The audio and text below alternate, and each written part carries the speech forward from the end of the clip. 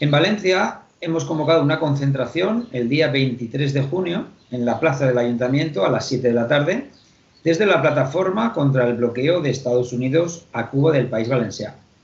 Esta plataforma agrupa a más de 40 organizaciones, desde sindicatos, partidos y asociaciones solidarias con la isla, con las que también hemos realizado otras acciones de denuncia del bloqueo, como una proyección del premiado documental AMLO Cuba, de la productora Furor TV, con la presencia de su director Sergio Gregori y del embajador de Cuba en España, Gustavo Machín.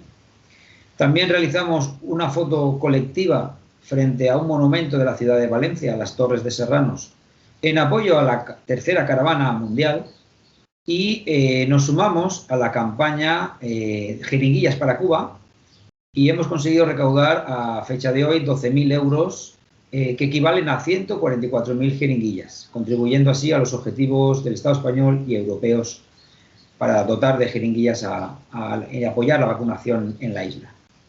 En esta oportunidad hacemos un llamamiento a la sociedad valenciana para que muestre su rechazo al bloqueo de Estados Unidos, que viola los derechos humanos del pueblo cubano, y para que exija su eliminación, sumándose así a la comunidad internacional, que condenará una vez más en la ONU esta política criminal el próximo 23 de junio.